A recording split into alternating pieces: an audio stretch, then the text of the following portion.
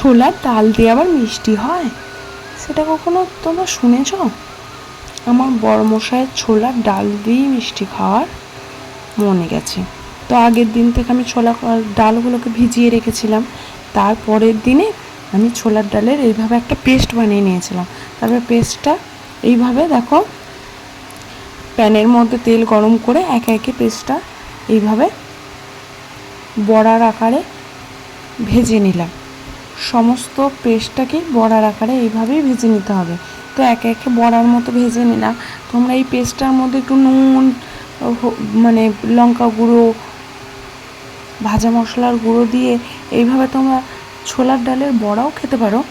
কিন্তু না, বড়া তো খাবে না, মিষ্টি খাবে। তো চলো দেখা যাক কী মিষ্টি বানানো যায়।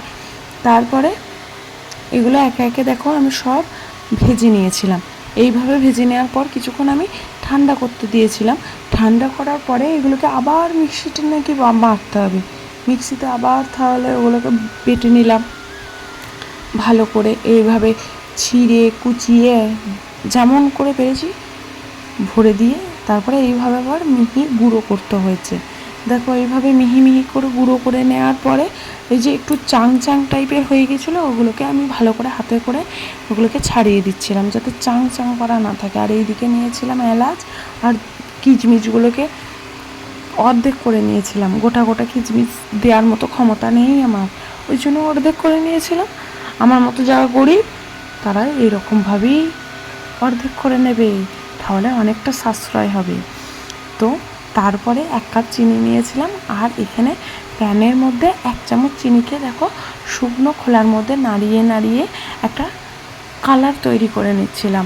আমার কাছে তো ফুড কালার ছিল না, তার জন্য ফুড কালার কোথা থেকে পাবো, ওর জন্যই চিনিকে গলিয়ে দেখো একটা কালার তৈরি করছিলাম। গলে গেছে যখন চিনিটা গলে এসেছে, ওর মধ্যে আমি পরিমাণ মতো জল দিয়ে দেবো। জল দিয়ে দিলে ওই যে মিশ্রণটা আমি তৈরি করেছি ওটা কড়াইয়ের মধ্যে বসে যাবে। তো বেশি টানাটানি করার দরকার নেই, ওই জলটা যখন ফুটে উঠবে তখন অটোমেটিক ওটা ওর সাথে মিশে যাবে, জলের সাথে মিশে যাবে মিশ্রণটা। দিয়ে দেখো কালারটা কত সুন্দর তৈরি হয়েছে। দিয়ে কালারটা তৈরি হয়ে যাওয়ার পরে ওই যে 1 কাপ চিনি আগে থেকে রেখেছিলাম, ওই 1 কাপ চিনিটা ওই জলের মধ্যে দিয়ে দেবে।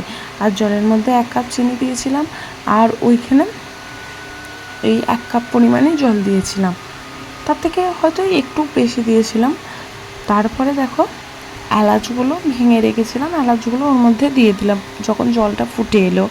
তারপরে আস্তে আস্তে এটাকে একটু চিনির সিরা বানিয়ে নেবো বা রস, সেটাকে বানিয়ে নেওয়ার পরে দেখো ওপর থেকে আমি কিচমিচগুলোকে দিয়ে দিলাম।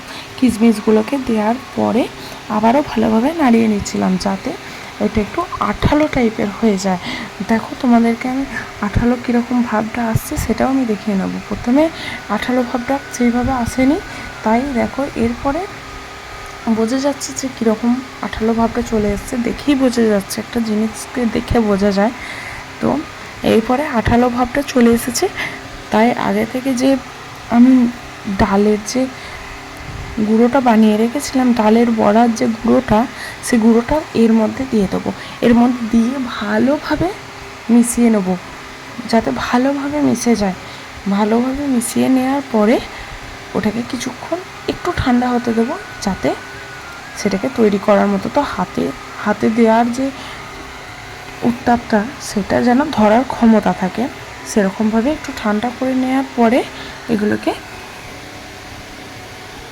তোমরা চৌকো আকারেও করতে পারো বা গোল আকারে বা চপের মতো যে একটু আকারে ওই রকম আকারেও করতে পারো। তো আমি গোল গোল আকারেই করে নিচ্ছি, যেহেতু ডাল দিয়ে আমার বড়মশাইয়ের মিষ্টি খেতে মনে গেছে, তাই আমি গোল গোল করে মিষ্টির আকারেই বানিয়ে নিলাম।